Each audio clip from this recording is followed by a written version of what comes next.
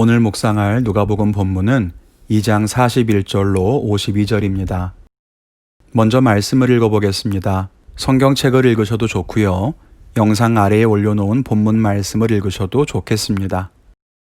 잠깐 영상을 멈추시고 말씀을 두어 번 읽으셔서 내용을 충분히 묵상하신 후에 영상을 다시 보며 같이 묵상하도록 하겠습니다. 41절에 보면 예수의 부모인 요셉과 마리아는 유월절마다 예루살렘으로 제사를 드리러 갔다고 합니다. 우리가 지난 말씀을 묵상할 때에도 계속 살펴보고 있지만 요셉과 마리아는 하나님의 말씀과 율법을 잘 지켰던 사람이었습니다. 유월절도 마찬가지죠.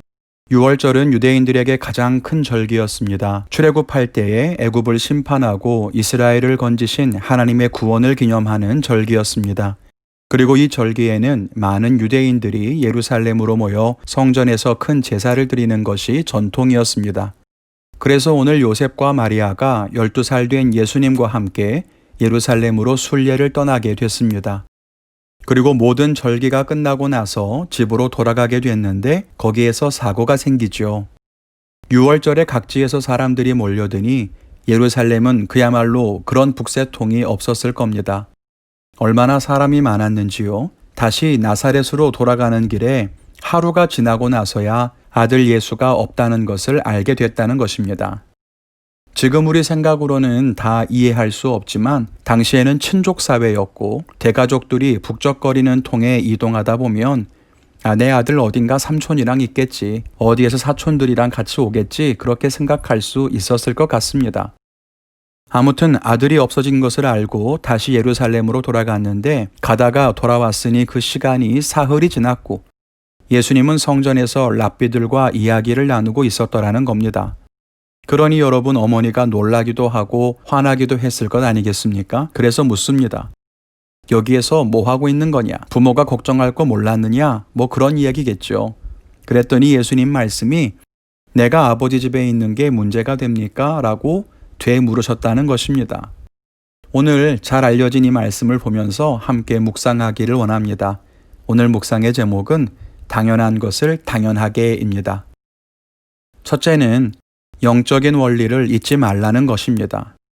저도 모태신앙인지라 오늘의 이 본문을 정말 많이 읽었거든요. 그런데 읽을 때마다 마음 한켠에 당황스러움이 생기는 것을 느끼곤 합니다. 그건 다름 아닌 예수님의 태도 때문이죠. 아무리 나이가 어리다고 해도 그렇지, 사흘 만에 아이를 잃어버렸다가 다시 찾은 부모 앞에서 내가 내 아버지 집에 있어야 할 줄 알지 못했습니까? 라고 당돌하게 말하는 예수님의 태도에 말문이 막힙니다. 아이를 잃어버리고 당황했을 부모의 모습과 너무나 아무렇지 않게 당당하게 말하는 예수님의 모습이 대비가 되지요. 오늘 이 대목에서 우리가 기억해야 하는 것이 있습니다. 영적인 것을 잊어서는 안 된다는 것입니다. 예수님은 하나님의 아들이십니다. 하나님의 특별한 은혜로 마리아를 통해 사람으로 태어났지만 예수님은 하나님이시죠. 요셉과 마리아가 12해 동안 예수를 돌보고 키우고 양육했지만 그분은 분명 하나님의 아들입니다. 그것을 잊어서는 안 되는 거죠. 그런데 오늘 예수님이 내가 내 아버지 집에 있어야 하는 것을 알지 못하셨습니까? 이렇게 말할 때 50절에 보면 그가 하신 말씀을 부모는 깨닫지를 못했다고 합니다. 12해 동안 내가 키운 아들이다라고 하는 생각 때문이었을까요? 그들은 예수님이 하신 말씀을 이해하지를 못했어요. 우리도 살다 보면 영적인 세상에 있다는 것을 잊어버리고 현실적인 문제에 둘러싸여 살아갈 때가 있습니다. 어느 날인가 아들 방문을 열었는데 아들이 성경을 읽고 있었습니다. 그런데 제가 거기에 대고 뭐라고 했는지 아십니까? 숙제는 다 했니? 라고 물었습니다. 아들이 숙제를 다 했든 하지 못했든 성경을 읽는 일이 우선이어야 되는 거 아닙니까? 그런데 현실적인 일들을 영적인 일들에 앞세우는 제 자신을 보면서 흠칫 놀란 적이 있었습니다. 여러분, 우리는 영적인 것이 우선임을 늘 잊어서는 안 됩니다. 순간순간 현실적인 일들에 정신이 팔리면 영적인 일들을 등한시하고 뒤로 미룰 때가 있습니다. 그것을 당연하게 생각합니다. 그러나 그렇지 않다는 거예요. 영적인 것이 중요하고 영적인 것이 우선입니다. 요한 3서 1장 2절에 보면 내 영혼이 잘됨 같이 내가 범사에 잘되고 강건하기를 간구한다고 했습니다. 영혼이 잘되는 것이 먼저고 그것으로부터 범사에 형통하고 강건한 복이 임하게 되는 거지요. 이것을 잊지 않아야 할 것입니다. 둘째는 현실의 삶을 간과하지 말라는 것입니다. 앞에서 영적인 것이 먼저라고 했지만 그렇다고 해서 현실이 전혀 의미가 없고 무시해도 되는 거냐 하면 그렇지 않습니다. 오늘 말씀의 51절을 보면 예수님은 나사렛 집으로 돌아와 부모에게 순종하며 살았다고 합니다. 예수님은 하나님이셨지만 이 땅에 육신의 아들로 오셨기에 부모에게도 순종하셨습니다. 아버지 요셉이 목수였기에 목수의 일을 함께 도우며 살았을 것입니다. 그렇게 공생애를 시작하기 전까지 순종하는 아들, 아버지의 가업을 돕는 아들의 역할에 최선을 다하셨습니다.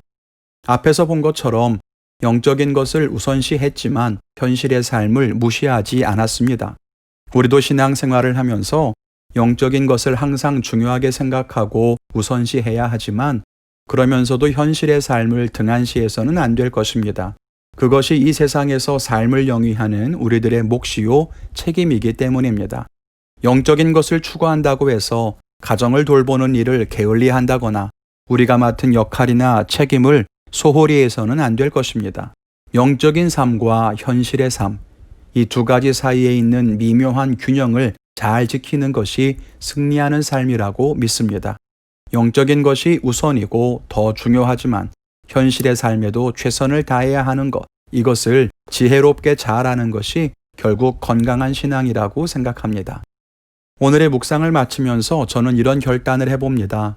우리 가정에 분명한 영적인 우선순위와 또 저의 목회의 우선순위를 다시 한번 점검해 봐야겠습니다. 마음으로 생각만 하면 늘 이런저런 핑계를 대고 또 흐트러지게 되니까 아예 분명하게 정해놓는 것이 좋은 것 같습니다. 여러분들은 오늘 말씀에서 어떤 깨달음을 얻으시고 또 어떤 결단을 갖게 되셨습니까? 오늘 하루도 그 말씀을 붙들고 사실 때 하나님의 은혜가 여러분의 삶을 도우시고 인도하실 줄 믿습니다. 말씀을 빛으로 삼아 어두운 세상에서 믿음의 걸음을 걸어가시는 승리하는 하루가 되시기를 주님의 이름으로 축원합니다.